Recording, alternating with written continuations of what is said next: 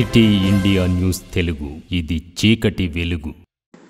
Welcome to city India news. Mahbub Nagar పట్టణంలో పేద ప్రజలు వికలాంగుల్ని చూడకుండా వారికి ఎలాంటి నోటీసులు ఇవ్వకుండా సుమారు 75 ఇళ్లను కూల్చేశారు. వారికి వెంటనే తమ హయాంలో నిర్మించిన డబుల్ బెడ్రూమ్ ఇళ్లను పంపిణీ చేయాలని మాజీ మంత్రి కేటీఆర్ ప్రభుత్వానికి విజ్ఞప్తి చేశారు.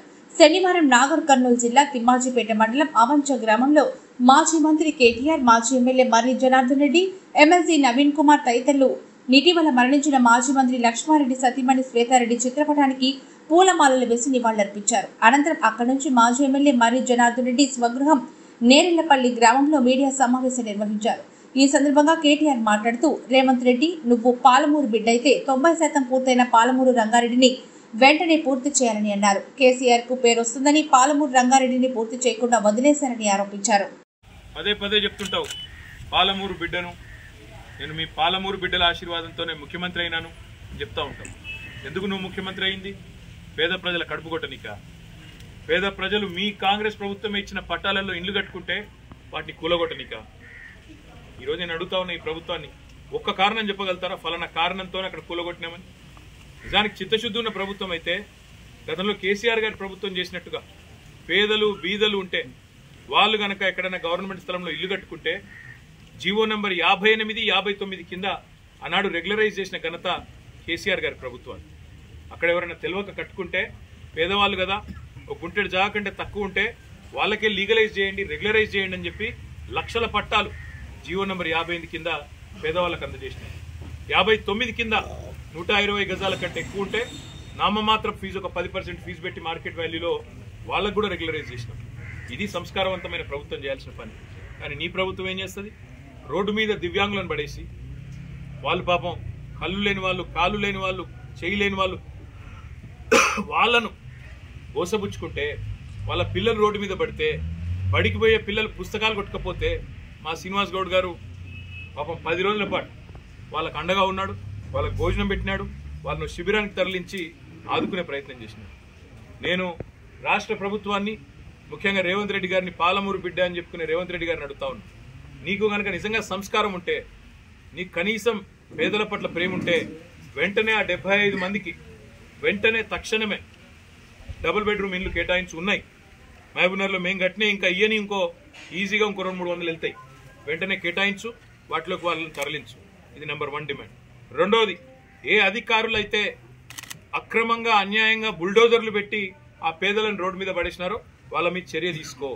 నువ్విచ్చిన పట్టాకు, నీ ప్రభుత్వం, నీ కాంగ్రెస్ ప్రభుత్వం ఇచ్చిన పట్టాకే విలువ ఇవ్వని నువ్విచ్చిన పట్టాను చిత్తు కాగితంతో చూసిన అధికారులు ఎవరైతున్నారో వాళ్ళ మీద వెంటనే చర్య తీసుకోవాలి. సస్పెండ్ చేస్తావా, సర్వీస్ నుంచి తొలగిస్తావా, ఏం చేస్తావా చెయ్యి, కానీ దమ్ముంటే ఆ నిర్ణయం కూడా తీసుకోవాలని చెప్పి నేను రేవంత్ రెడ్డిని డిమాండ్ చేస్తా ఉన్నాను.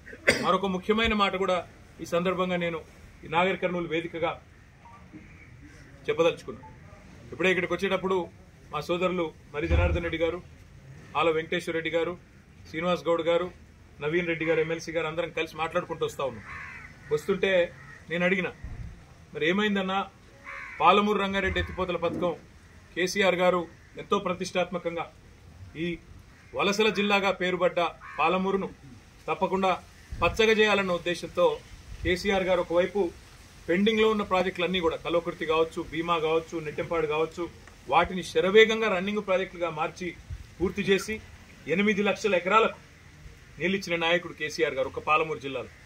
మరి అట్లాంటి పాలమూరు శాశ్వతంగా ఒక దాని సంఘటన స్థలంలోనే దుర్ఘటన జరిగింది, పెద్ద యాక్సిడెంట్ జరిగింది. మేము డిమాండ్ చేసినాం ప్రధాన ప్రతిపక్షంగా, ఏ ఏజెన్సీ అయితే అక్కడ పనిచేస్తున్నదో మెగా ఇంజనీరింగ్, దాన్ని బ్లాక్ లిస్ట్ చేయండి, వెంటనే ఎంక్వైరీ కాల్ఫర్ చేయండి, ఆ సంస్థను బ్లాక్ లిస్ట్ లో పెట్టండి, రాష్ట్రంలో ఒక్క వర్క్ కూడా ఇవ్వద్దు. ఎట్లా ఇస్తారు అంత పెద్ద యాక్సిడెంట్ అయినాక? మరి దాదాపు 75-80 కోట్ల రూపాయల ప్రజాధనం నష్టం జరిగింది అక్కడ. వెంటనే ఎంక్వైరీ చేసి అధికారుల మీద చర్యలు తీసుకొని వాళ్ళను బలిపశువులను చేయడం కాదు, ఆ సంస్థను బ్లాక్ లిస్ట్ చేయమని చెప్పి డిమాండ్ చేసినాం. కానీ ఇలా పొద్దున వార్త చూసినా నేను, నెల రోజుల కింద కూడా నేను చెప్పాను ఈ మాట, మళ్ళా కూడా చెప్తా ఉన్నా. నెల రోజుల కిందనే వార్తలు వచ్చినాయి, కొడంగల్ లిఫ్ట్ ఇరిగేషన్ కూడా మెగా ఇంజనీరింగ్కే కట్టబెడతారు, వాళ్ళకే ఇస్తారు అని.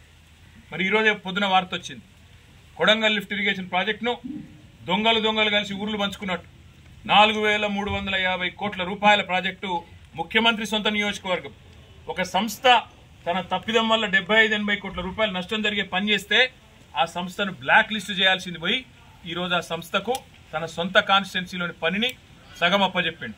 ఇంకొక సగమేమో పొంగులేటి శ్రీనివాసరెడ్డి రాష్ట్రంలో మంత్రి, ఆయన సంస్థ రాఘవ కన్స్ట్రక్షన్ కు సగం. మరి ఇన్ని రోజులు రేవంత్ రెడ్డి గారు చెప్పిన మాటలు ఇదే మెగా ఇంజనీరింగ్ గురించి, వీళ్ళ గురించి, కాంట్రాక్టర్ల గురించి చెప్పిన మాటలు, మరి అవన్నీ కూడా కల్లిబొల్లి మాటలు అన్న మాట ఇప్పటికన్నా ప్రజలకు అర్థమై ఉంటుందని నేను అనుకుంటా ఉన్నాను. ఇన్ని రోజులు నోటికొచ్చినట్టు ఆంధ్ర కాంట్రాక్టర్లని, ఆంధ్ర వాళ్ళకి వర్కులు ఇస్తున్నాడు కేసీఆర్ అని ఇన్ని రోజులు చిల్లర మాటలు ఏదైతే మాట్లాడినావో రేవంత్ రెడ్డి, చెంపలేసుకొని క్షమాపణ చెప్పాలి ప్రజలకి.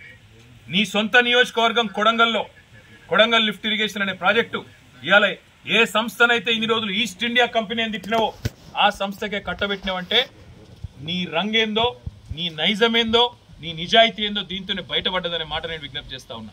ఒకవైపేమో కొడంగల్ లిఫ్ట్ ఇరిగేషన్ ప్రాజెక్టుకేమో 4,350 కోట్లు, దాన్నేమో కేకు కోసినట్టు రాఘవ కన్స్ట్రక్షన్ సగం, ఏ